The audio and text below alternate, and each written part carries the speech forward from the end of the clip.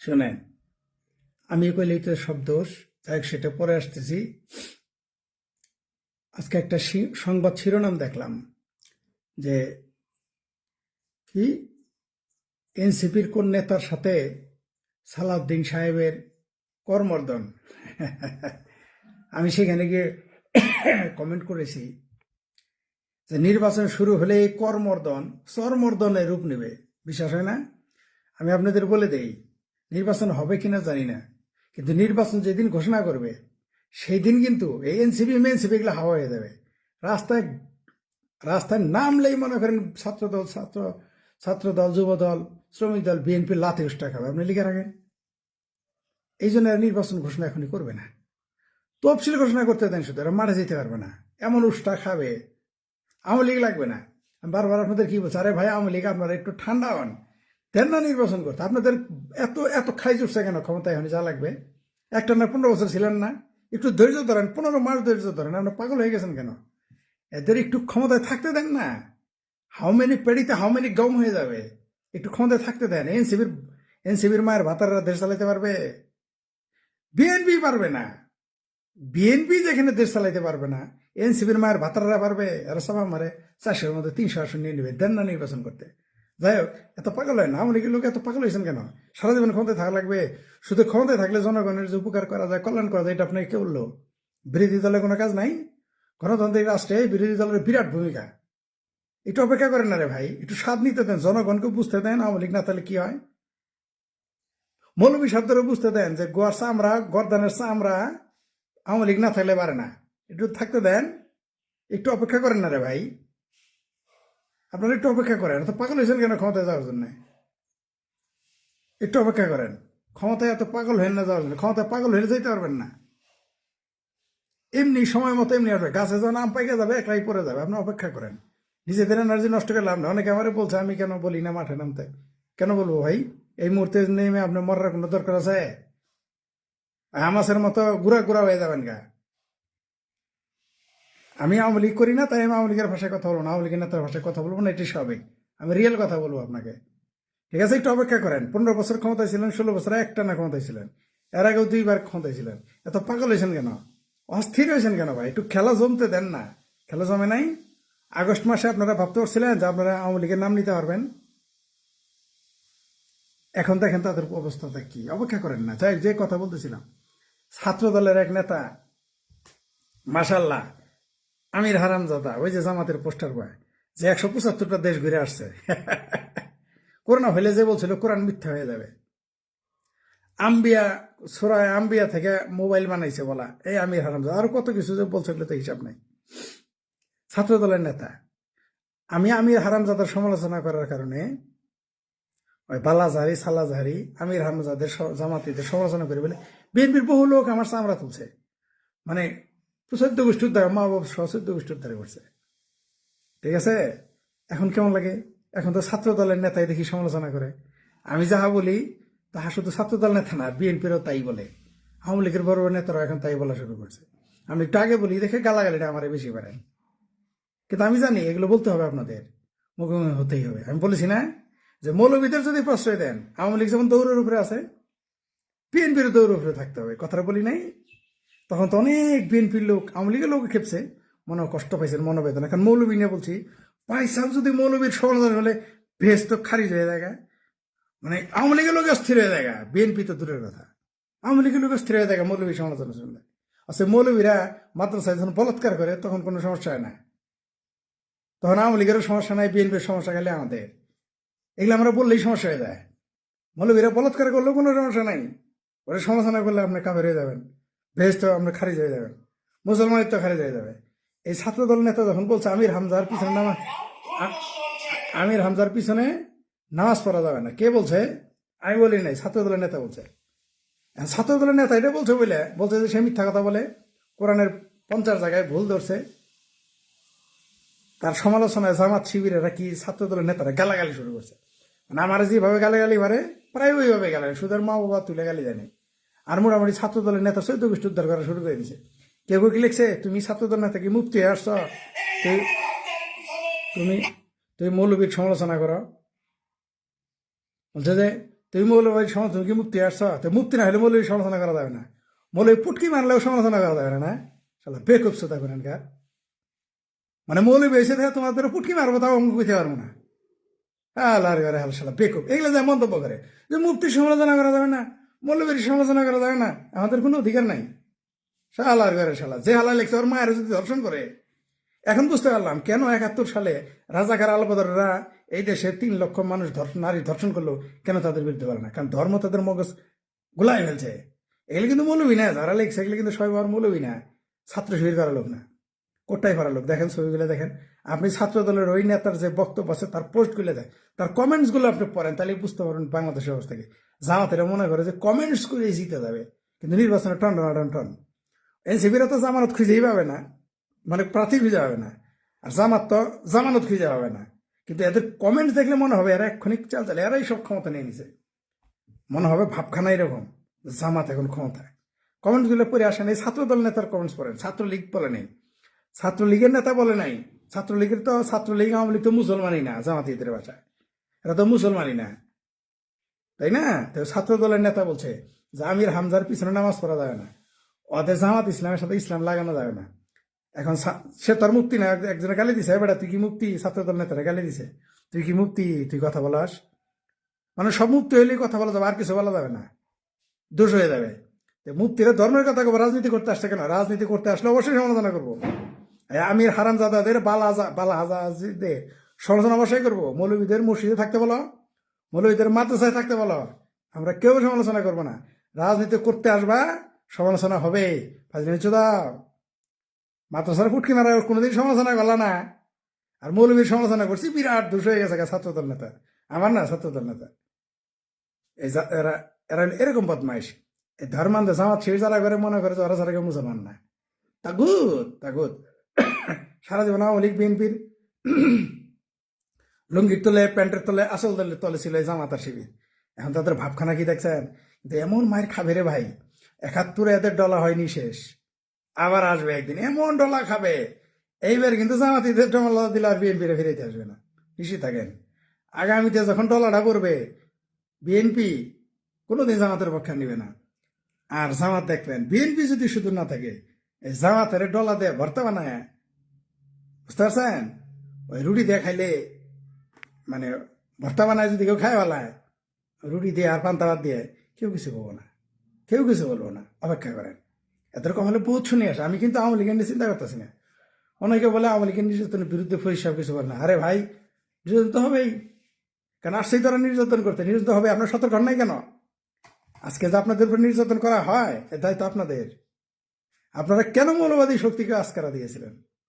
আমি যদি আমার দুশ্মনদের পালি, আমার ঘরে পালি, আমারই যদি খোঁচা মারে পরে, আমার পেটে ছুরি মারে, দুষ্কার। মৌলবাদীদের আপনারা বলেন নাই? কই মাদ্রাসার সভাপতি আপনারা হন নাই? হয়েছেন কিনা? আলিয়া মাদ্রাসার সভাপতি আপনারা হইতেন কিনা? পারছেন তাদের ঠেকাইতে? মনে রাখবেন, মুক্তিযোদ্ধারা পোলা রাজাকার হয়ে যেতে পারে, খোদ মুক্তিযোদ্ধা রাজাকার হয়ে যেতে পারে, কিন্তু রাজাকার আর মুক্তিযোদ্ধা, রাজাকার আর রাজাকারের পোলা কোনোদিনই আপনার পক্ষে আসবে না। এটা বারবার বলছি আপনারা। বাংলাদেশের একটা মাদ্রাসার নাম বলতে পারবেন, একটা মসজিদের নাম বলতে পারবেন যেখান থেকে মুক্তিযুদ্ধের পক্ষে কথা বলাইছিল? বলেন আমারে। কারো যদি মুরত থাকে আমাকে বলেন যে বাংলাদেশে মুক্তিযুদ্ধের পক্ষে ছিল, একটা মাদ্রাসার নাম বলেন, একটা। পারবেন? পারবেন না। তাহলে আমি যখন সমালোচনা করি আপনার আওয়ামী লীগের খেপে ওঠেন কেন? বিএনপির চেতে যান কেন? এখন কেমন লাগে? এখন কেমন লাগতেছে? এখন আমি বলছি আওয়ামী লীগের আপনার একটু ঠান্ডা, একটু অবজান, চুপ থাকেন, থেমে থাকেন, এদের খেলা খেলতে দেন, তফসিল ঘোষণা করতে দেন। এই যে এখন করমর্দন হইতেছে না, করমর্দন, বিএনপি, তারপর জামাত, এনসিপি, ফিনকেলাপ, তাই না? সিংহবাম, করমর্দন হইতেছে না? নির্বাচন তফসিল ঘোষণা, চর মর্দন শুরু হবে, তারপর লাথি মর্দন, তারপরে উষ্টা, তারপর ঘাড় মর্দন শুরু করবে একেবারে। অপেক্ষা করেন না, এত পাগল হেন না, একটু ধৈর্য ধরেন। ভুল করছেন, ভুলে খেসারত দিতে হবে ভাই। আপনারা যারা আওয়ামী লীগ করছেন, সবার কথা বলতেছি না, যারা আওয়ামী লীগের নীতি নির্ধারক, তাদের ভুলে আজকে আওয়ামী লীগ খেসারত দিতেছে, সাধারণ কর্মী কারণে না।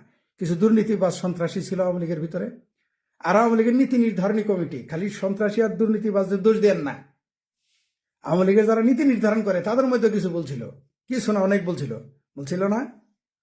আপনি যারা পালছেন, খাওয়াইছেন, সেই এখন আপনার ফাঁসিছে না? আমরা বুঝতে পারছিলাম, আপনারা বুঝেন নাই কেন? এ দায় কার? বামপন্থীরা তো সবসময় ঐতিহাসিক ভুল করে তাদের কথা বাদ। আমরা জানতাম 5 তারিখে জুলাই আগস্টের ষড়যন্ত্রে এই আন্দোলনে কারা আসছে আমরা জানি। শিবিরের মেস থেকে আসা লোকজনদের আমরা দেখেছি ছিলাম, কিন্তু আওয়ামী লীগ বুঝতে পারে নাই। এরা যে কোচিং সেন্টার থেকে তৈরি হওয়া শিবির, মানে এটা হলো মানে মানে অদেখা শিবির। এরা যারা কোচিং সেন্টারে পড়ে তারা অর্ধেক কি হয়েছে, বাংলাদেশে যে সমস্ত ছাত্র কোচিং সেন্টারে পড়ছে, যারা 1 মাস ক্লাস করছে তাদের মগজ ধোলাই হয়ে গেছে। 1 বছর না, আমি বহু কোচিং সেন্টারে ঘোরাফেরা করছি, তাদের কি শিখাইতো আমি জানতাম।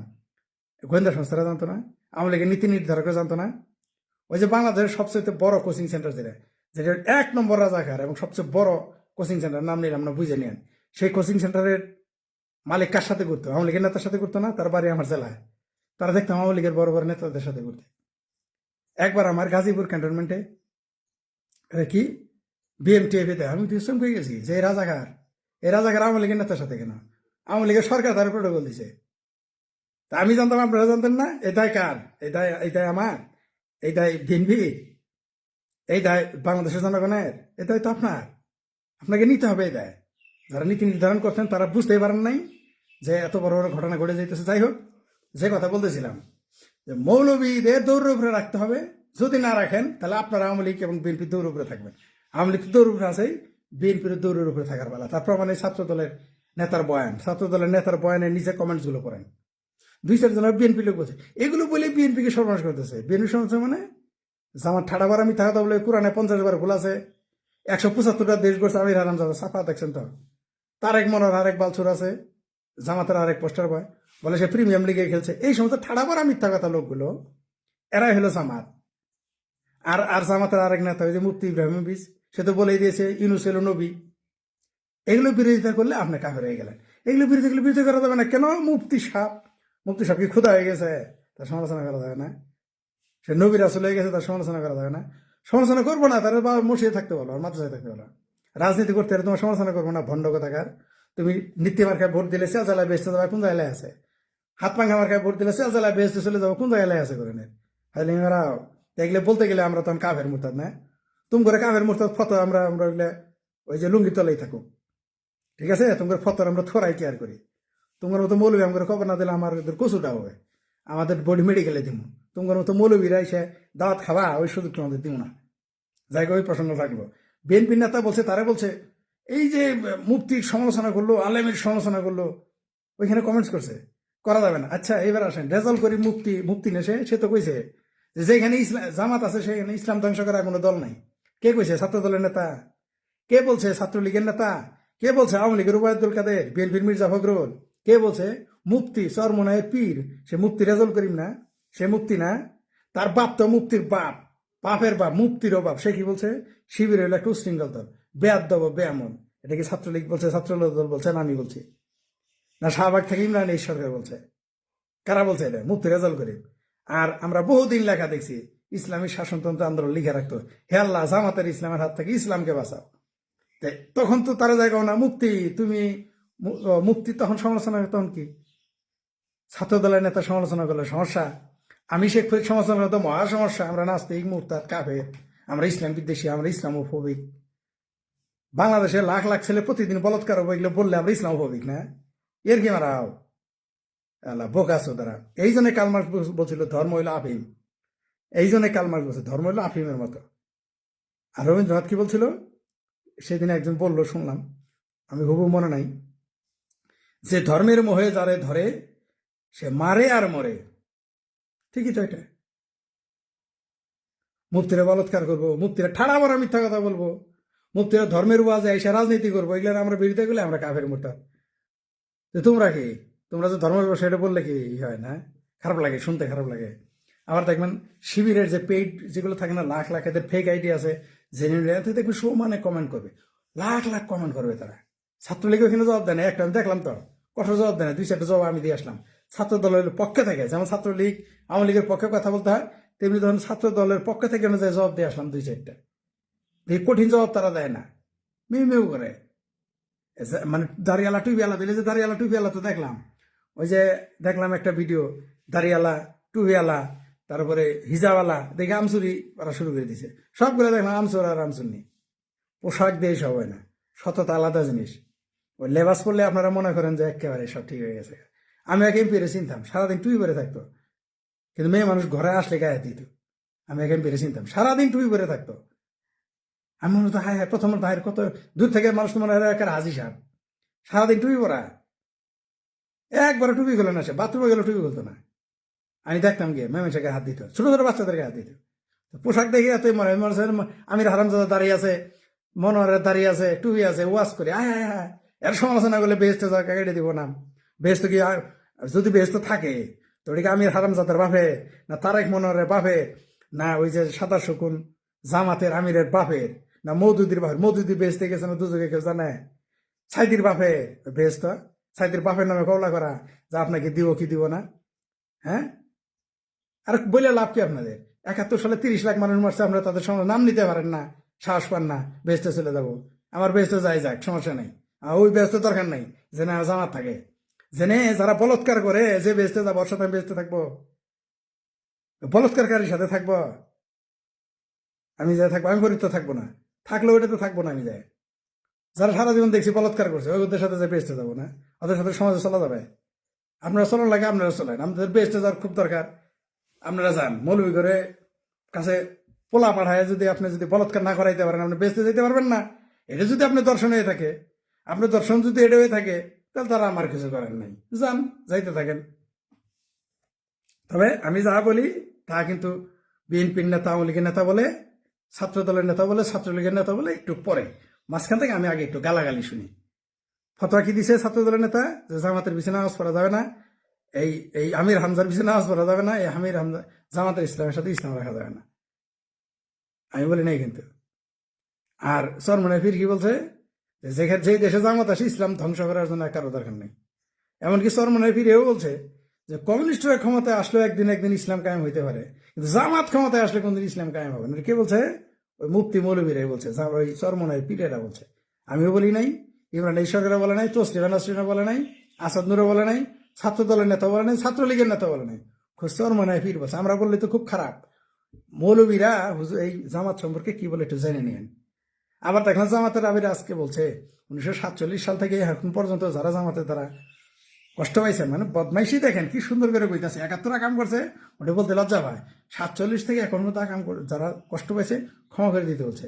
তো তোমরা যে 47-এর পরে যে হামেদিয়া কাদিয়ানিদের মেরে ফেলছো, সেটা কি হবে? লাখ লাখ মারছ, সেটা মাফ হবে? সেই জন্য মাফ চাইছ? 71 মাফ চাইছ? মাফ চাইলে সব মাফ হয়? অপেক্ষা করেন, ওই যে নিবন্ধন আর কি যেন ফিরে পাইছে মার্কা, না থাকবে বাস, না থাকবে বাঁশুরি। আমি শেখ ফরিদ বলে দিলাম, আমি বেঁচে থাকি আর না থাকি, এই বাংলাদেশ থেকে জামাত উচ্ছেদ হবে। এই মুহূর্তে যতই আওয়ামী লীগের উপর নিপীড়ন চালায়, এরা মনে করতেছে আবার ওই যে বাংলাদেশের কোন স্বরাষ্ট্র উপদেষ্টা নাকি বলছে, আমি জানি না, আমরা শুনছি যে সেনাবাহিনীর বুদ্ধি আটক নিছে। কিছু কিছু লোক দেখলে তা সত্য মনে হয়। সে বলছে আওয়ামী লীগ নাকি দিনে দিনে নিস্তেজ হয়ে যাইতেছে। ওরকম বিএনপি আওয়ামী লীগের ক্ষমতায় থাকতে বলছিল, বিএনপি আর জীবনে ক্ষমতায় আসতে পারবে না। বিএনপির তো দল ছিল, সংগঠন ছিল। আপনার কি আছে জাহাঙ্গীর সাহেব, কি যেন নাম তার, স্বরাষ্ট্র উপদেষ্টা সাহেব, আপনার কি আছে? আপনি যেদিন এই পত্র ছাড়বেন, আপনার আত্মীয় স্বজন আপনার সালাম দিবে। এই এখন যারা উপদেষ্টা অপদেষ্টা আছে, এরা এরা নিজের আত্মীয় স্বজন জীবনে এদের সাথে কথা বলবে ক্ষমতা ছাড়ার পরের দিন, এদের চিনবে কেউ? এলাকায় যাইতে পারবে? পুলিশ তো দূরের কথা, সেনাবাহিনী এলাকায় যাইতে পারবে পাওয়ার ছাড়ার পরে? আওয়ামী লীগ তো পলায় যায় বাঁচতে পারছে, আপনারা তো পালায়ও বাঁচতে পারবেন না। আমরা তো করি চালানতে ধরে নিয়ে আসবো আওয়ামী লীগ। আওয়ামী লীগের চিনেন, আমি বারবার বলছি আওয়ামী লীগের তো ভালো, কিন্তু আমিও মনে করি না। বিএনপির সাথে ভয়ঙ্কর দল হইলো আওয়ামী লীগ। বাটি চালান করি চালান দিয়ে ধরে আনবো। আপনারা মনে করতেছেন না যে বালু সাফা দিয়ে মারতেছেন, ঘরের মধ্যে তুইলে মব ভায়োলেন্স করতেছেন, বাইন্দা বিড়াইতেছেন, গলা কেটে দিতে চাইতেছেন, মারতেছেন, কাটতেছেন। আপনাদের বারবার বলি এখনো থামেন থামেন, যা করছেন এগুলোর জেরই শেষ করতে পারবেন না রে ভাই। কতবার বলবো? আমি জানি না যারা এগুলো করতেছে তাদের ভবিষ্যৎ কোনো চিন্তা নাই, এমনকি তাদের পরিবার পরিজনের ভবিষ্যৎ চিন্তা নেই যে এদের পরিণতি কি হবে। আপনি কয়েকতলা 32 নম্বর ভাঙছেন, 14 তলা গ্রামীণ টাওয়ার থাকবে না, এটা বুঝতে কি আপনাদেরকে ডক্টর ডিগ্রি নিতে হবে? এটা নিতে কি হার্ভার্ড অক্সফোর্ড থেকে ডিগ্রি নিয়ে আসতে হবে? বাংলাদেশে কি হয় আপনারা জানেন না? আওয়ামী লীগ যদি 1,000 মানুষের পিটানোর জন্য এই পরিণতি হইতে পারে, তাহলে আপনাদের কি হবে যারা এগুলো করতেছেন? আপনাদের সাথে কি আওয়ামী লীগের জনবল কম, আওয়ামী লীগের সমর্থন কম আপনারা মনে করতেছেন? আন্তর্জাতিক যোগাযোগ তার কম মনে করতেছেন? ওই আমেরিকারে মনে করছেন বন্ধু? আমেরিকা যার বন্ধু তার তো সত্যি দরকার নাই। এটা আমার কথা না, সম্ভবত এটা নিক্সনেরই কথা, নিক্সনেরই কথা। আমেরিকা হলো এরকম চিজ, মানে ওই যে পুলিশের মতো, ওই যে অজয় দেবঘাট আলেক মনে আছে যে পুলিশের সাথে তো দুশ্মনী করলে বিপদে পড়বি, আর সে জায়গায় তুই দোস্তিও করছস দুশ্মনীও করছস। মানে আমেরিকার সাথে দোস্তি দুশ্মনী আপনি যেটাই করেন আপনি বিপদে পড়বেন। আপনি দুশ্মনী করলে তাও টিকে থাকতে পারবেন কিছুটা, দোস্তি করলে আপনার অবস্থা খারাপ হবে, তারপর আমার দেখতেছেন না, বুঝতেছেন না? ইউনুস আপনারা বাঁচাবে, ইউনুসেরা বাঁচাবে কে? আপনি যে ইউনুসের আশায় বসে আছেন, আসিফ নজরুল আপনারে বাঁচাবে, রেজওয়ানা বন্যা আপনার রক্ষা করবে, জাহাঙ্গীর সাহেব আপনার রক্ষা করবে, ওই যে ফ্রড মাজারে বউ ফরিদ আক্তার আপনার রক্ষা করবে। আরে ভাই তাদের রক্ষা করবে কে? তাদের রক্ষা করবে কে? আজকে যদি সির গলা জুতার মালা দিয়ে জায়েজ হয় ঘোরানো, আগামী টার্মেও ওটা জায়েজ হবে। আজকে যদি আওয়ামী লীগের নেতাকে আপনি পেলেই পিটাবেন, পেলেই মারবেন, আওয়ামী লীগের কর্মী পেলেই আপনি পিটাবেন দিন দুপুরে, ঘর থেকে ধরে আনবেন মারবেন, এটা যদি আপনার বেলায় জায়েজ হয়, তাহলে একদিন তো আপনার এর উল্টাটা যখন হবে সেটাও তো জায়েজ হবে। আজকে যারা যেগুলো বলতেছেন এর পক্ষে বৈধতা দিতেছেন, আওয়ামী লীগ তো তখন এই বক্তব্য আপনাদের বক্তব্যগুলো জাস্ট কাট কপি পেস্ট করে বলবে। যেমন যারা এখন মব ভায়োলেন্সের পক্ষে বিবৃতি দিচ্ছেন ওগুলোই বলে দিবে, যারা ফেসবুকে পোস্ট দিতেছেন মব ভায়োলেন্সের পক্ষে বা যারা বলতেছেন, আওয়ামী লীগ জাস্ট ওটাই কাট কপি পেস্ট করে বলবে যে তুমি ফরিদ তো এটা বলছিলা, তুমি ফরিদ বলছিলা মব ভায়োলেন্স জায়েজ, তাহলে এখনো জায়েজ, কারণ যেটা জায়েজ সেটা সবসময়ের জন্য জায়েজ। এগুলো কেন বোঝাবো আপনাদের? তবে যা করার তা হয়ে গেছে। অর্থাৎ বাংলাদেশ আগে শুধু রাজনৈতিক সংঘর্ষে পরিণত হইতো, এখন গৃহযুদ্ধের দিকে যাবে। আপনি ঠেকাইতে পারবেন না। এখন যা হয়েছে এর 20 গুণ 50 গুণ 100 গুণ বেশি ঘটবে এই বিএনপি জামাতের উপরে, ঠেকাইতে পারবেন না। এটাই করে গেল, মানে আন্তর্জাতিক ষড়যন্ত্রে বাংলাদেশে একটা পরিণতি হলো কি, ভবিষ্যতে আর কোনোদিন বাংলাদেশ ঐক্যবদ্ধ হইতে পারবে না, নো চান্স।